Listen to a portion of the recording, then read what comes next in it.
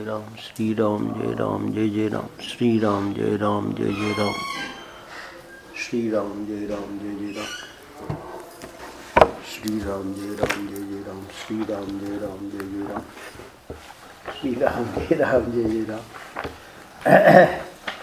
कर दिया। हाँ। श्री राम जय राम जय जय राम, श्री राम जय राम जय जय राम।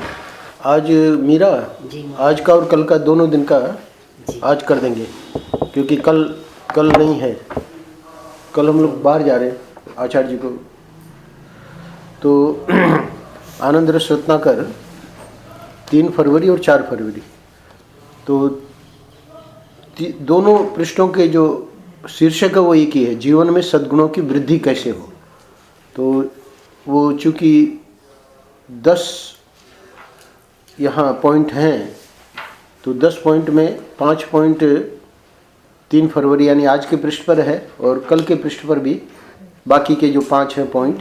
तो ये 10 पॉइंट जो हैं वो महर्षि ने एकादश स्कंद में भगवान कृष्ण जो है उनको उद्धव जी को उपदेश दे रहे हैं। तो उद्धव जी के उस उपदेश में 11वें स्कंद के 13वें अध्याय में ये जो 4था श्लोक है, इसका परम पूज्य महर्षि साधकों के लिए बहुत महत्वपूर्ण है, ऐसा कहा करते थे। तो उसी की व्याख्या ये 2 पृष्ठों में है। ये प्रसंग पावन प्रसंग में महर्षि ने जब लक्ष्मीपति सिंघानिया के बारे में, वहाँ प्राय तो संतों के बारे में ही है उस पुस्तक में जिनको महर्षि मिले, पर कुछ सदगृहस्थों के बारे में भी है। तो लक्ष्मीपति सिंघानिया को बड़ा संक्षेप में वहाँ दिया है पावन प्रसंग में। तो उनकी कैसे क्या महर्षि का मतलब उनको मिला सत्संग वगैरह, तो वही महर्षि शुरू में कह रहे हैं कि एक बार भाई लक्ष्मीपति से कोई सत्संग का प्रसंग चल रहा था। तो वहाँ प्रसंग क्या था कि मनुष्य के जीवन में सद्गुणों की वृद्धि कैसे होती है। तो ये जो प्रसंग था, तब महर्षि ने उनको ये श्लोक ही बताया जो भगवान कृष्ण ने उद्धव जी को 11वें स्कंद में 13वें अध्याय में बताया। वो श्लोक क्या है, इस पर मैंने उनको श्रीमद् भागवत का ये श्लोक सुनाया। आगमो अपह प्रजा देशः कालः कर्म च जन्म च ध्यानम मंत्रोथ संस्कारो दशैते गुण हेतवः। इस श्लोक का अर्थ उन्हें बहुत पसंद आया, जो इस प्रकार है। मनुष्य के जीवन में सत्वगुण, रजोगुण या तमोगुण का प्रकाश, विकास अथवा वृद्धि समृद्धि के लिए 10 बातों का ध्यान रखना आवश्यक है।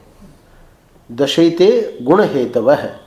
गुण हेतवः मतलब ये 10 बातें जो है वो सत्वगुण में भी हेतु बनेंगी, रजोगुण में भी हेतु बनेंगी, तमोगुण में भी हेतु बनेंगी।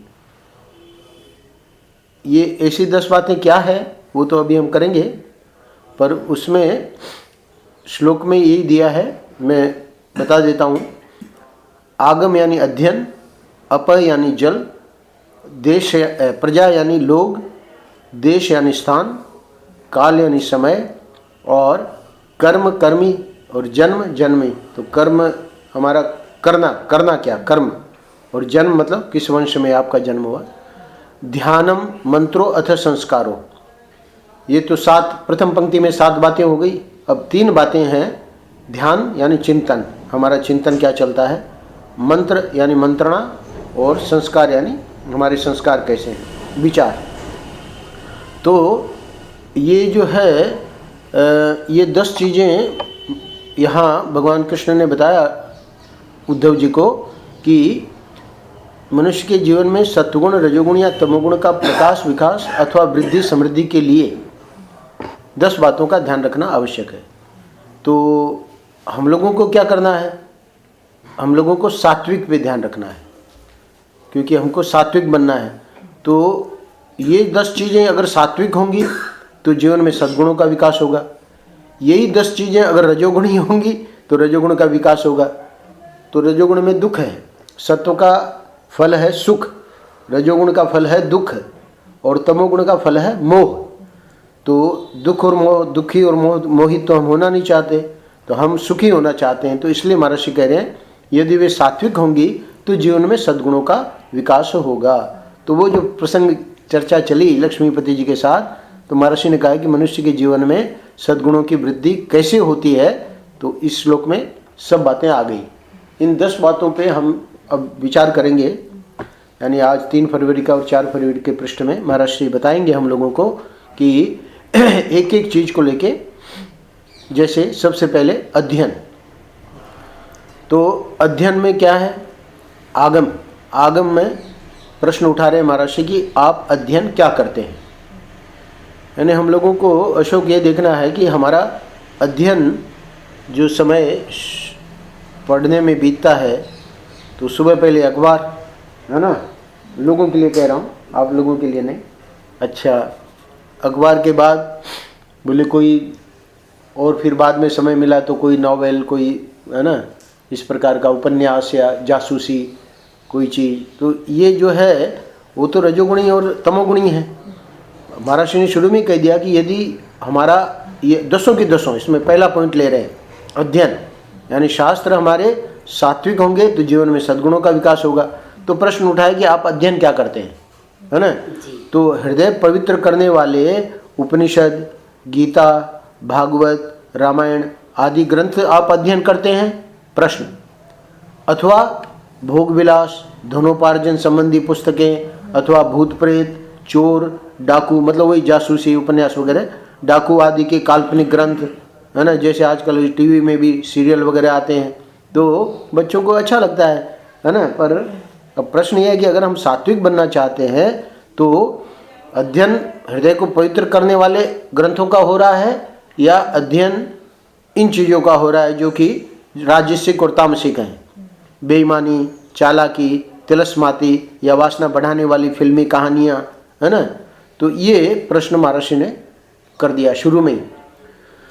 तो हम अपने जीवन को देख लें और जीवन में ये भी निर्णय कर लें कि भाई ये अगर दूसरी चीज़ें राजसिक और तामसिक वाली अध्ययन में किसी कारण से हों तो उनको तो कम करना पड़ेगा, बंद करना पड़ेगा और इनको बढ़ाना पड़ेगा।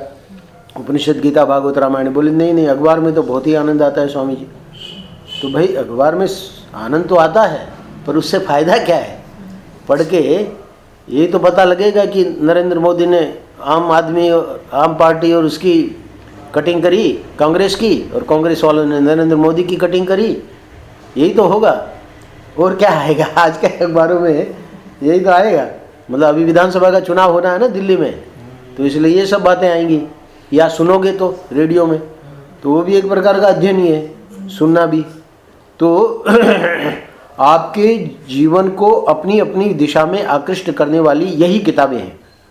तो ये किताबें तो हमारे सामने सब हैं, पर महर्षि कह रहे हैं कि आपके जीवन को, तो हमारा जीवन, हम बीच में बैठे हैं, इधर सब गीता उपनिषद और ये सब रखे हैं पवित्र करने वाली, इधर और बहुत सारी किताबें रखी हैं, तो ये भी हमको आकृष्ट कर रही है, ये भी, इधर अखबार भी आकृष्ट कर रहा है, इधर रामायण भी आकृष्ट कर रही है ना। तो महर्षि कह रहे हैं कि आकृष्ट वो करेंगे अपनी अपनी दिशा में, वो उनका काम है आकृष्ट करना, पर हम आकर्षित होते हैं कि नहीं? हम अखबार समझो कि आता है घर में जी, तो घर के समझो 5-7 सदस्य हैं, तो अब वो जो है जिनको अखबार से प्रेम है तो वो अपना लेके बैठ जाता है।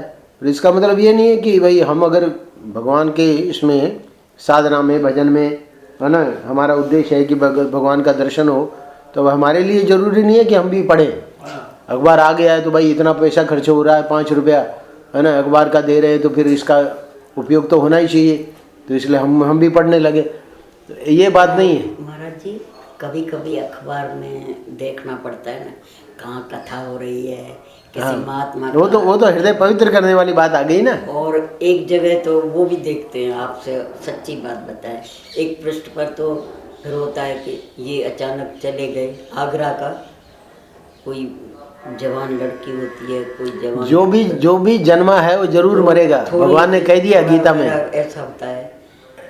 उसको वहाँ वो पृष्ठ तो देखने की जरूरत ही नहीं है। क्योंकि अपने आप फोन आएगा, कोई मरेंगे तो पेपर में बाद में आएगा, पहले आपको फोन आएगा, श्याम जी बताएंगे, है ना। इसलिए उस पृष्ठ को तो छूना ही नहीं चाहिए, है ना। वो तो भूत प्रेत हो गए ना। महर्षि ने कहा कि देखो भूत प्रेत तो उनका जो है तो भूत प्रेत वाला पृष्ठ हो गया। तो वो तो भूत प्रेत वाला तो छूना ही नहीं चाहिए। और यहाँ पर झूला हो रहा है और छू भी लिया गलती से तो गंगा जल से हाथ धो लेना। अच्छा जी, ये अच्छी बात है। अध्ययन, तो अध्ययन हमारा कैसा चलता है इसके ऊपर महर्षि ने सबसे पहला पॉइंट है। अब हम चलते हैं दूसरे पॉइंट पे। दूसरा पॉइंट है आपह। आपह में क्या है? अपह, आपह नहीं, अपह। अपह मतलब जल। तो आप कैसे जल का सेवन करते हैं ये प्रश्न महर्षि ने उठाया।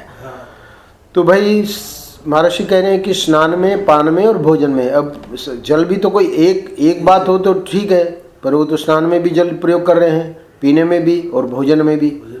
तो इन मतलब अपने पूरे जीवन के अपने प्रयोग में कौन से जल का, कैसे जल का सेवन करते हैं? तो बोले भाई भगवान का चरणामृत, पवित्र नदी एवं स्रोतों का जल, फलों का रस, है ना, शाकों के द्वारा निर्मित पेय एक। अथवा दूसरा क्या प्रश्न है कि सूरा आदि। तो सूरा में ये जब जितने बेकार के जो हैं कोल्ड ड्रिंक हैं और सूरा है और ये सब उसी में आ जाएंगे, है ना। तो बोले महाराज ये तो जो है फ्रूट जूस आता है अपना बाजार से, बहुत बढ़िया आता है। बोले नहीं, वो सब है सड़ा हुआ, ना सड़े हुए फलों का बनाते हैं कोई फ्रेश लेके थोड़ी बनाएंगे। तो ये सब मतलब वो सूरा में ही आ जाएंगे। तो आप जल के प्रभाव से मुक्त नहीं रह सकते। तो महर्षि यहाँ कहना क्या चाह रहे हैं कि जो चरणामृत भगवान का लेगा, पवित्र नदी का जल, अथवा मतलब कुछ भी ना हो सके तो सामने महर्षि क्या करते थे कि उड़िया बाबा का चित्र रखते थे। जहाँ भी हम लोग, यहाँ तो रहता ही था वृंदावन बम्बई में, तो बाहर भी हम यात्रा में रहते थे तो बाबा का छोटा सा चित्र था, वो बगल में रख देते थे महर्षि के, जो पलंग के बगल में टेबल रहती है उस पर रख देते थे। तो महर्षि क्या करते थे कि जब भी जल पीते थे तो बाबा के सामने रख देते थे और फिर बाद में 5 मिनट ऐसे पड़ा रहता था और फिर बाद में पी लेते थे। तो यानी ये हो गया भगवान का चरणामृत। यानी बाबा को भूख लग गया ना, तो स्नान में, पान में, भोजन में ये हमारे पंडित गया प्रसाद जी वो क्या करते थे, बाबा का जो उनके पास था चरणामृत तो उसको ले लेते थे, तो वो तो ख़त्म हो जाएगा। बोले नहीं, उसी में गंगा जल मिलाते रहते। तो ख़त्म कैसे होगा? ख़त्म नहीं होगा क्योंकि मिलाते रहो उसमें गंगा जल तो जब तक जीवन रहा तब तक वो उसमें मिलाते रहे। तो ये कुछ लोग हैं, सुरेंद्र भाई वहाँ बड़ौदा के, यहाँ अपने एक परिवार है वृंदावन में। बोले स्वामी जी आपका चरणामृत। हमने कहा हमारा चरणामृत नहीं, हम आपको दे देंगे महर्षि का चरणामृत, हमारे पास है। तो हमने कहा उसी में गंगा जल मिला के और अपना, तो हमने तो कभी नहीं लिया महर्षि का चरणामृत, पर बाद में हम दक्षिण में थे तो महर्षि के शिष्य हैं वहाँ बम्बई में, 4 बहनें हैं, 3 ने शादी नहीं करी, सिंधी परिवार है मेहतानी, तो एक ने शादी करी। वो तीनों बहनों का पत्र उत्तर आता रहता था हमारे को, और वैसे भी पुस्तकें वगैरह महर्षि की वहाँ बम्बई से नरेश को कह के जो हमको ज़रूरत होती थी सब वहाँ बैठे बैठे दक्षिण में सब आ जाता था। तो उन्होंने ही लिखा कि हम आपको महर्षि का चरणामृत और महर्षि की चरण रज, तो हमने फिर वो जब भेजी तो रख ली। उसको वो तो अब ख़त्म होनी नहीं है, उसमें गंगा जल मिलाते रहेंगे। तो हमसे जब कोई मांगने लगा कि आपके चरणों को धो के चरणामृत लेंगे, हमने कहा हमारे चरणों में क्या रखा है, महर्षि का हम देंगे, तो उसको आप लोग लेते रहो और गंगा जल उसमें मिलाते रहो, है ना। तो ये पवित्र करने वाले कौन हैं? बोले कि भगवान का चरणामृत। जैसे अभी महर्षि का मैंने बताया, पंडित गया प्रसाद जी का बताया, तो अथवा पवित्र नदी एवं स्रोतों का जल, है ना। नहीं लेते हो जल चरणामृत, आप क्यों नहीं लेते? नहीं, मैं लेता हूँ का मतलब जब ये उत्सव का कोई दिन होता है, हाँ, उसको प्रतिदिन लेने की कोई आवश्यक नहीं है। तो आप किसी को देते नहीं हो चरणामृत? नहीं, अपने चरणामृत देने की जरूरत नहीं है ना। जब हमारे गुरु महाराज का चरणामृत हमारे पास है, वो तपस्या चाहिए ना, वो वाला जो ज्ञान, वो वाली निष्ठा, वो जैसे सोनानंद जी तो देते हैं ना गिरीशा। नहीं, औरों की तुलना नहीं करनी है। अपने को अपना देखना है। हाँ, गुरु का वही उनके भक्तों के लिए वो गुरु है। हम तो किसी के गुरु नहीं है ना। नहीं, हम तो किसी को मंत्र नहीं देते ना, गुरु दीक्षा नहीं देते, दक्षिणा मतलब दीक्षा देते हैं ना। तो उस शिष्यों का तो भाव यही होगा कि हम हमारे गुरु जी का लेंगे जी। हाँ, तो हमको तो महाराज ने निषेध कर दिया ना कि तुमको कोई मतलब चेला बनाने की जरूरत नहीं है। महर्षि सबके गुरु हैं, यानी हमारे संपर्क में जो भी आते हैं, इसीलिए तो हमको कहाँ मानते हैं श्याम जी। हम कहते हैं भाई महर्षि गुरु है तुम्हारे। अब देखो पहुंच गए, महर्षि स्वयं पहुंच गए, इनको सिद्ध भी कर दिया कि गोविंदानंद को कभी गलती से भी गुरु मत मानना।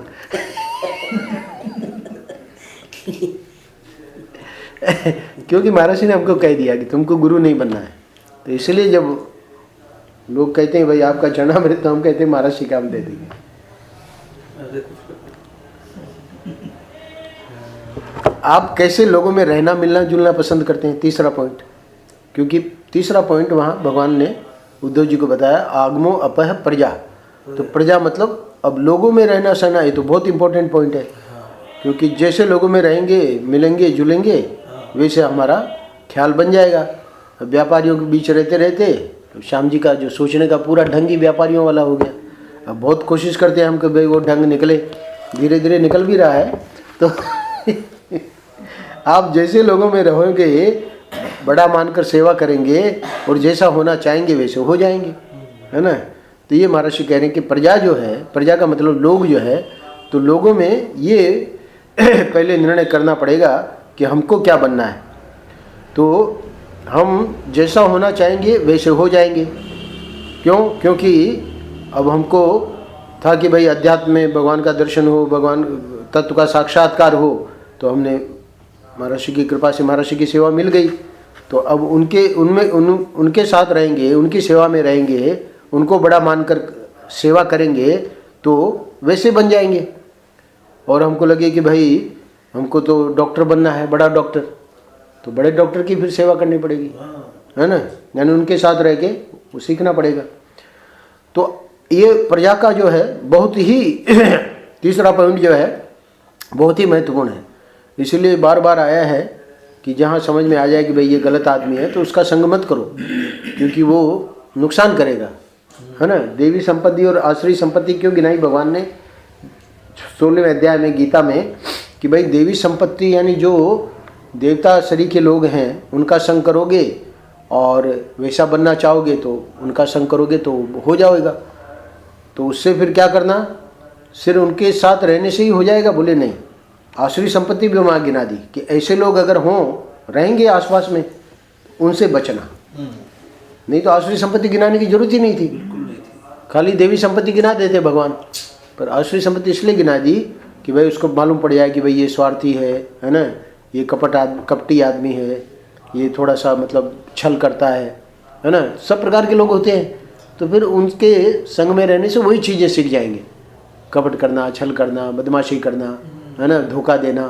तो ये उनसे बचने के लिए भगवान ने वहाँ गिना दिया, अहंकारम बलम दर्पम कामम क्रोधम परिग्रहम। अहंकारी आदमी है तो अहंकारी आदमी के साथ हम रहेंगे, हमको भी लगेगा, है ना। तो वो अहंकार यहाँ तो दैन्य चाहिए। वो आए थे ना इनके भांजे, इतना बढ़िया बता रहे थे कितना दैन्य होता है महापुरुषों में, तो वो दैन्य चाहिए हमको। तो इसलिए आसुरी संपत्ति बताई अहंकार को। तो अहंकार जो है ये विद्वानों को भी नहीं छोड़ता है, क्योंकि उसको उसका घमंड होता है, विद्वान को मेरी विद्वत्ता है। खैर जी, एक बार महाराज जी से किसी ने कहा कि ब्राह्मणों को अहंकार बहुत होता है, कि मैं आपके आगे भी आकर के ऐसे।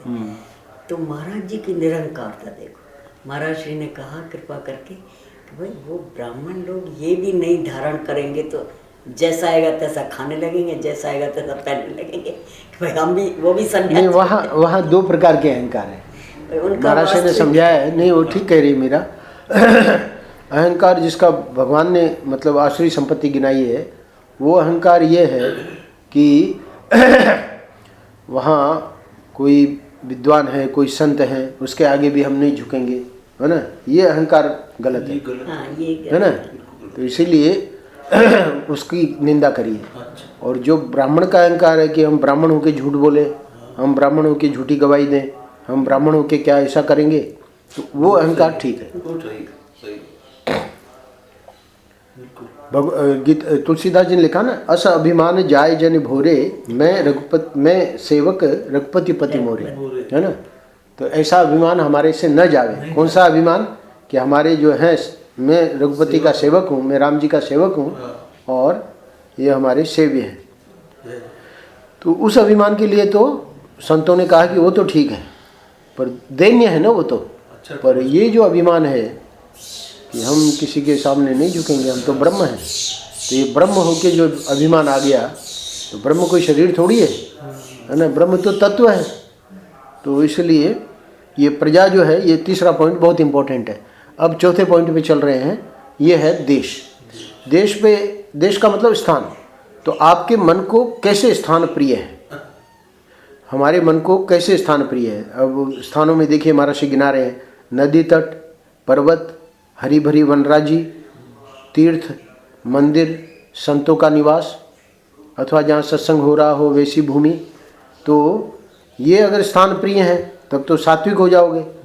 और वो जो है दूसरे मतलब जो क्या कहते हैं, जुआ खेलने का स्थान, और अपना जो है वेश्यागमन आदि का स्थान, अथवा शराब आदि के पीने के स्थान, तो ये सब जो स्थान हैं वे गलत हैं।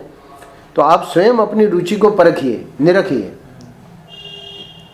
बोले महाराज स्थान में क्या रखा है? बोले नहीं, आप वैसे ही होने जा रहे हैं। मतलब अगर आप वो गलत स्थानों में जा रहे हैं तो आप भी वैसे हो जाएंगे, और अगर ठीक स्थान में जा रहे हैं सात्विक, तो आप सात्विक हो जाएंगे।